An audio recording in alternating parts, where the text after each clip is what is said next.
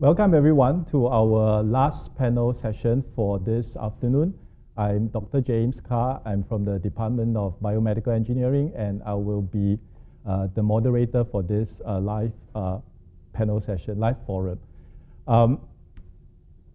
We want to remind all the audience here that all safety precautions have been taken, and we have gotten all our panelists to remove their masks to ensure audio clarity. So with me today in this last panel, I will have representative from the Office of Student Life, the Department of Material Science and Engineering, and Department of Mechanical Engineering. So Professor Ghim, she's the Vice Dean from the Student Life Office. Professor Daniel Blackwood, who is from the Material Science and Engineering, and Professor Christina Lim from the Mechanical Engineering. And of course, we also have our Engin Club President, who is a student representative here, Mr. Vamsi Krishna Alamaru. Right. Okay, so let's start off with our first question today. So we have a question actually for Prof. Ho. Very interesting question. Coming from somebody who is finishing his NS soon. So the question is, what support does NUS have to help me get back into the rhythm of studying full-time? Prof. Ho. Okay, good evening, everybody. So I just want to say for Student Life, what we do is we collate freshman guide basically to help to provide the students with information, resources, especially for NS men who needed more information to basically get on board smoothly.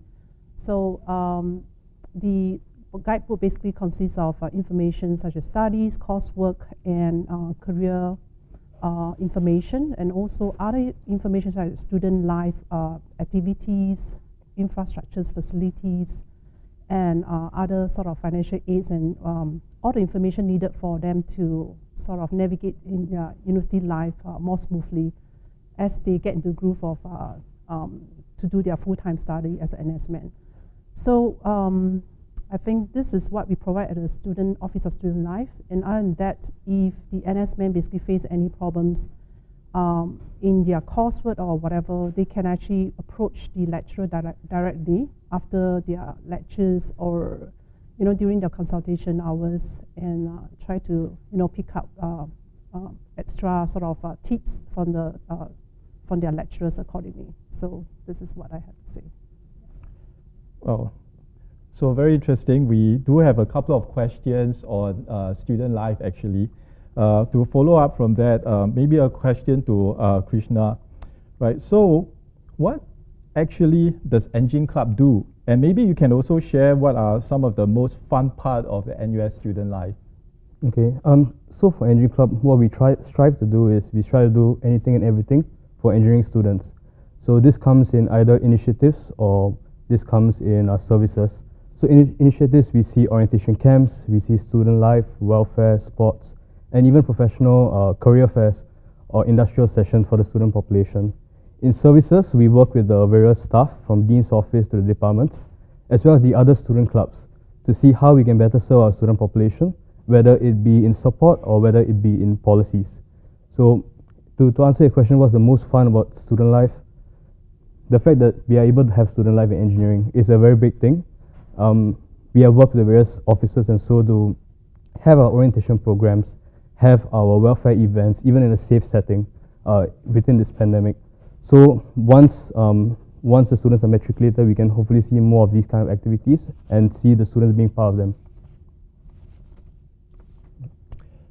Thanks. So I do have a question here actually for material science and engineering. How does MSE prepares its graduate to find a job in the new economy and the current job market? Okay, well, MSE is a very broad subject, which gives you an advantage that you can actually go off to work in a number of different industries. We have people going to work in the biomedical, aerospace, energy. For the new economy, we're introducing into our curriculum, we're putting more and more AI and machine learning, the sort of skills that soft skills that we expect you to need in the new economy. So when you finish with your degree in material science, in engineering, you'll have the strong fundamentals, which are still useful to the traditional engineering, and the soft skills that you will need for whatever comes out of this new economy. We're still not totally certain how the new economy is going to evolve with this Industry 4.0, but if you do a degree in MSE, you'll be ready for it. Thanks, Professor Blackwood. And now I do have a question now for Prof. Christina Lim related to mechanical engineering.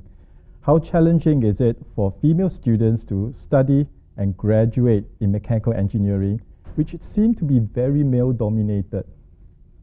Right, so I am a living and breathing product of mechanical engineering.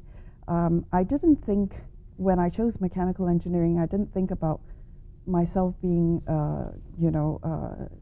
in a male-dominated kind of environment, because I chose it based on my interest of physics and, how things work. And, I just like to find out and study the things that are in mechanical engineering. So I think long gone are the days where mechanical engineering is equated as a mechanic. I think that it's unfortunate that the word mechanical, sometimes people confuse that with a car mechanic, and you think you have to go to the workshop and get your hands greasy. But it's gone so far from that, particularly in the digitalized economy, where a lot of it of engineering is all about designing and making in really clean studios using digital tools. So you don't find yourself being disadvantaged. I mean, inherently, there's nothing to stop women from doing as well as men if that's where your talents lie and that's where your interests lie. And I would say that maybe, having more men around is actually a good thing, because you do get more choices of boyfriends if you're interested, if you're looking for a life partner. But that aside, I think, having more male colleagues than maybe having, a good girlfriend to chat with, I don't think that should stop you if that's where your interests and talents lie. Very interesting point. Prof. Lim, I just want to hold you again for the next question. Are there any startups that ME students could participate in? Right. The two startups that we have partnered with right now, one is Bumblebee. Bumblebee was started by two of our graduates, Grace Chia and her husband. I can't remember his name, I'm sorry. But they started as undergraduates doing the autonomous service vehicle on water, and as well as the underwater vehicle. So they have spun off a company called BX, but they come back to work with our students through the innovation and design program, where the student version is called Bumblebee. And for many years, we have participated in the robotics, international robotics competition in San Diego. Unfortunately, COVID put a stop to that, but that's one project where there's a lot of ME students being involved in that.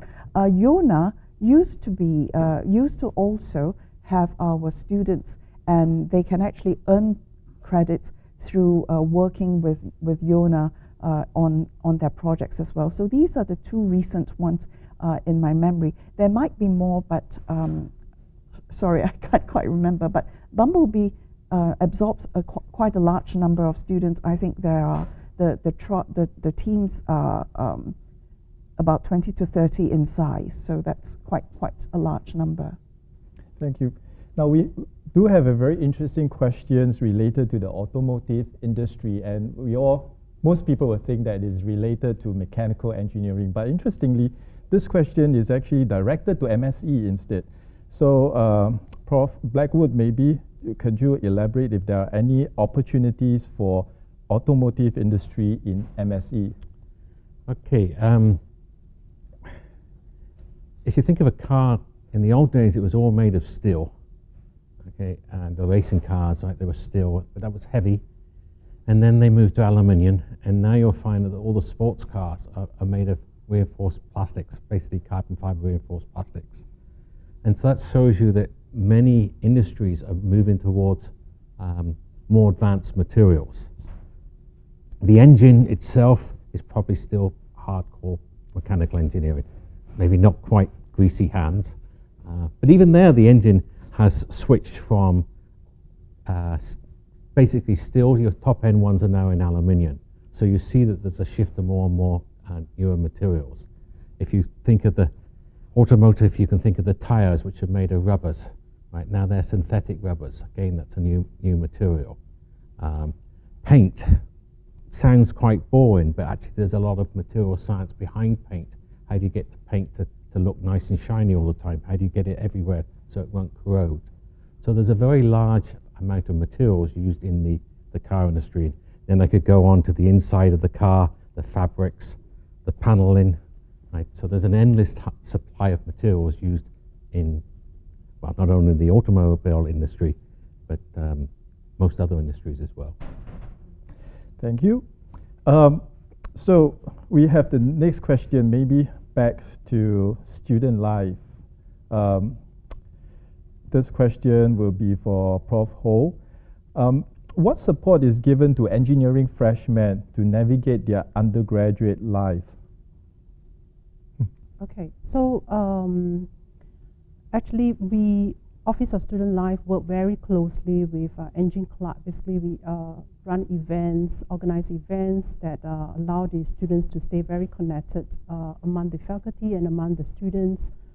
And we believe that, you know, university life is not just about studying, getting good grades. We also believe that we want to prepare them socially and experientially, in the sense that we want them to be able to be all-rounders when they graduate. So we also, another spectrum of our work is actually also to provide student support services. You know, when students have any wellness issue or they, you know, want to make friends, we do have such services where we have student support managers to, you know, guide them through their 4 years of their life if they face difficulties, if they need any advices. And we also recently set up the peer student support group, where it's kind of a buddy system where the students can actually, you know, talk to their peers about any sort of academic challenges they face or mental health issues or anything that you want to share. So we have these two spectrums basically to help the students for along their journey and to complete their journey in NUS. So on a related note, student life is also a very important aspect of an undergrad's life, because you'll be spending 4 years over with us in NUS. And there's a question actually for Krishna, right?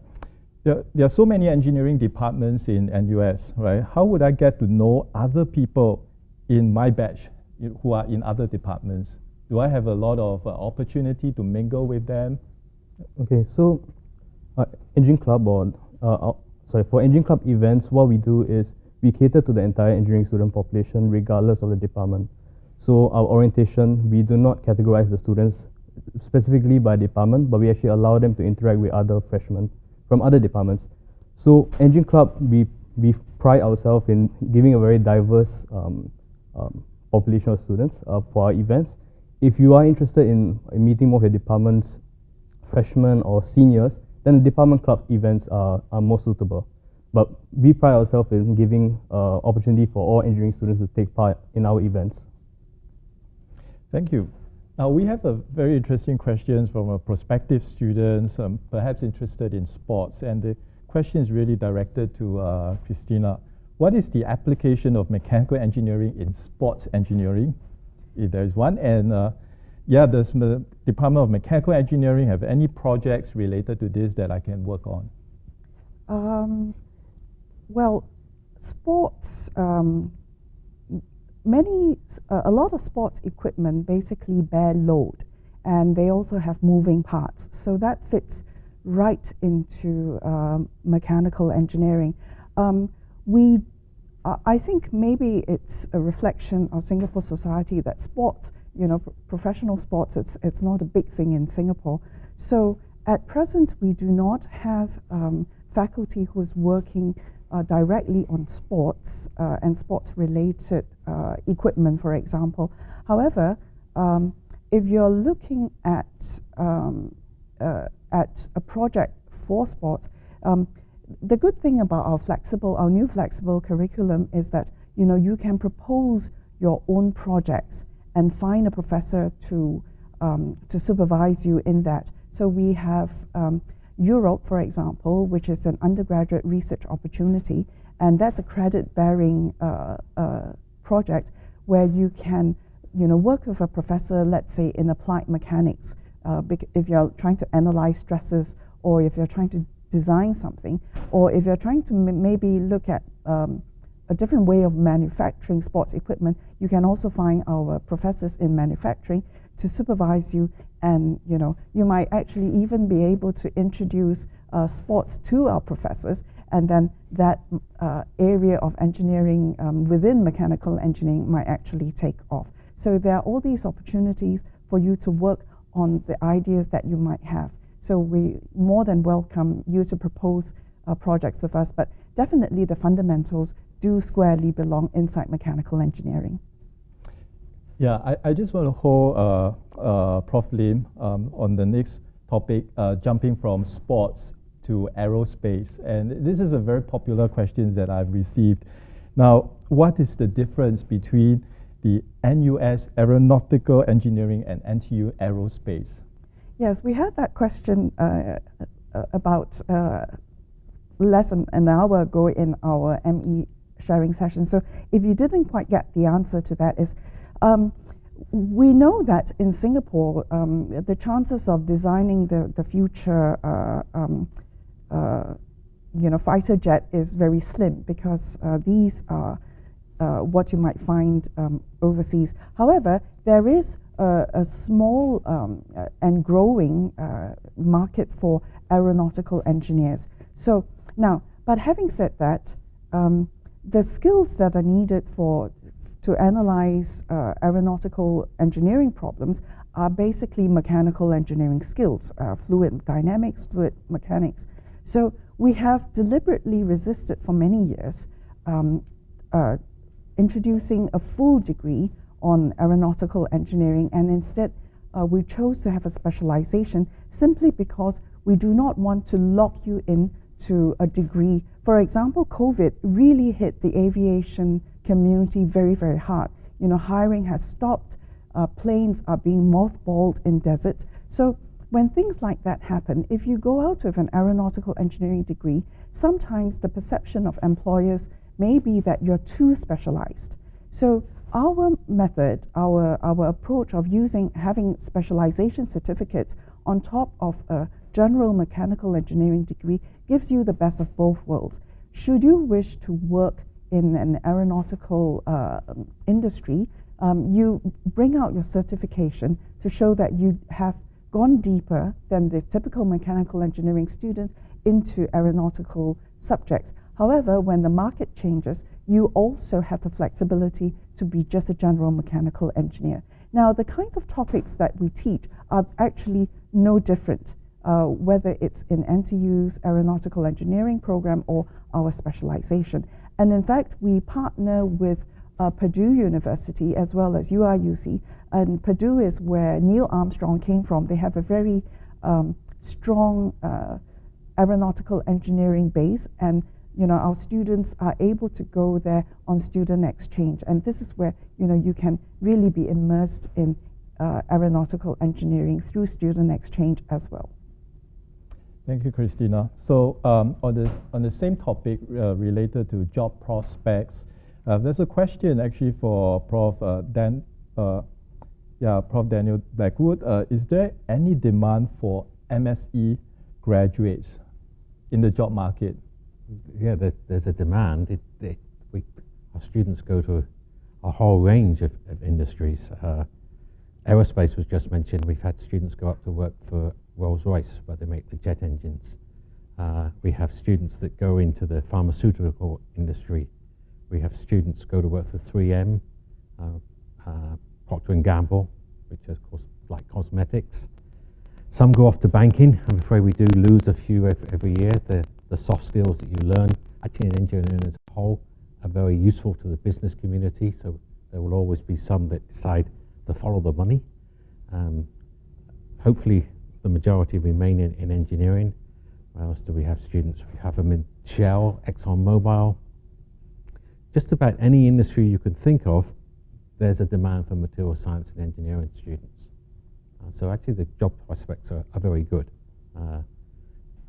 It's a nice broad education, so you actually can go into most industries. Yeah, so we are actually gaining some interest in aerospace. Again, this is a question on aerospace.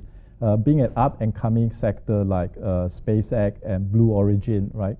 It's a question from a student, how can an MSE student, right, work up to get into those sectors?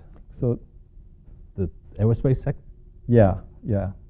What aerospace, if you were to think of a Dreamliner, just how many materials there are in that now, it's now all composite materials. Rolls-Royce, their engines now are made out of single crystals, they're turbine blades. And so you need to know how to process a metal to make that single crystal. Or you need to know how to make the composite materials to make the fuselage. What stress can it take? In aerospace, the overlap initially is very heavy with materials, with mechanical. I'm the sort of thorn between two roses. The rose on my left taught materials for many years, and so she's an expert in materials.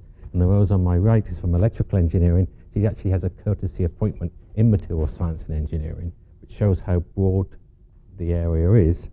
So in aerospace, you could not only go in from the mechanical side, there's a lot of electronics in aircraft now. The first days they went up in a biplane, all mechanical. Now, if you want to go anywhere, you have to understand all the electronics.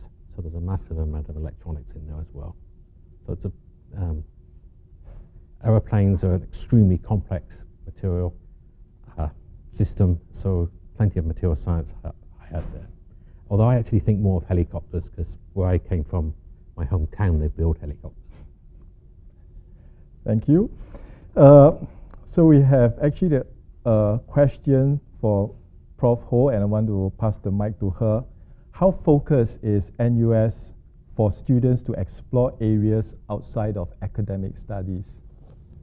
How focused? Is that what you mean? Well, I'm reading directly from the student's question, but I Okay. guess we tend to think that maybe the study life can be a little bit intense over here in NUS. So, what is the emphasis for students to explore areas outside of academic studies? I think it's very important, as I said. It's not just about academic life in university. You really want to get the best out of your university life. And the only way to do it is actually to join more clubs and join activities, serve the communities, and get yourself involved in department or in engine faculty level clubs. I think it's how focused. I would say that if you can balance both the academic as well as student life, that is great, because we believe that student life is equally important for you to get onto your future job. You needed a skill that you cannot learn just from academic. You need to have social skill in order for you to be socially connected with those people out there when you're working, and actually to prepare yourself to be adequate enough to go to any sort of social context in future. So I would say that if you can, you will want to balance both equally well, to enjoy the life at uni, and also to do your coursework and to do your academic well. Yeah, and speaking about joining clubs, right? There is actually a question, and I will direct it to Krishna. Is it compulsory to join the engine club? Okay, it's compulsory to be part of engine club because by constitution, all engineering students are part of engine club. It is what allows you to join our events. But if you are willing to take the risk, you can join the committees. It's not compulsory, but it's highly recommended. Yeah, so you can join the committees to learn more soft skills. whether it is in administrative work, whether it is in executing events. But if you're even more risky, you can actually take leadership positions. If you want to push yourself even further, you can take leadership positions. And you can do it, you can choose what you want to do. And that's the best option for everyone. Thank you, Krishna. Maybe we have time for just one last question, maybe very quickly. This question is directed at Christina. Can a ME student take up a second major in civil engineering? We have a new curriculum that's actually very flexible. And there is honestly not many restrictions to what kinds of second majors you can do. However, I think the question is, can you do a second, would it make sense to have that second major? Because the second major is limited to only a small number of modules. So yes, you can take courses in civil engineering, but if you go out to look for a job, especially in civil engineering, professional qualification is very important. If you're looking at being able to be recognized professionally, let's say in civil engineering, that might be a little bit of a problem with the industry. But if you're just doing it out of interest, there is no stopping, what kind of modules you can choose, and basically that's the answer. So you will find that students do second majors in areas that are different, that are outside of engineering. So let's say a second major in business, a second major in economics, a second major in something in humanities, or in statistics, in science, for example, because the second major is supposed to give you greater breadth. Not that many engineering students want to branch out to engineering discipline that's kind of like just nearby. So the idea of a second major is really to broaden your perspective. So I think you will find that while technically it's possible, it may not really be very beneficial to you in terms of employment prospects. So I think that's the advice I can give about what it means to have a second major or a minor is actually for broadening your skill set, broadening your knowledge. And if you want to go deeper into one area, it's where we have specializations. And but you do get specializations such as robotics, which is actually an interdisciplinary specialization between biomedical engineering, computer engineering, electrical engineering, and mechanical engineering, where you do get breadth that way, even while you go deeper into engineering. So I hope that answers your question. That's a strange question, though. Well, thank you, Christina. So we have come to the end of our e-Open House event from the Faculty of Engineering. On behalf of the NUS Engineering, I would like to thank all of you here for joining us today, and especially to our panelists over here who have taken their time off to address some of these questions.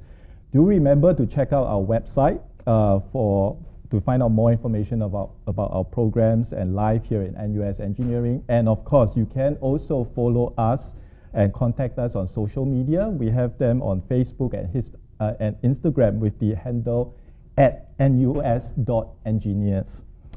All right, so with that, we hope to see all of you in NUS Engineering. And thank you and have a great evening.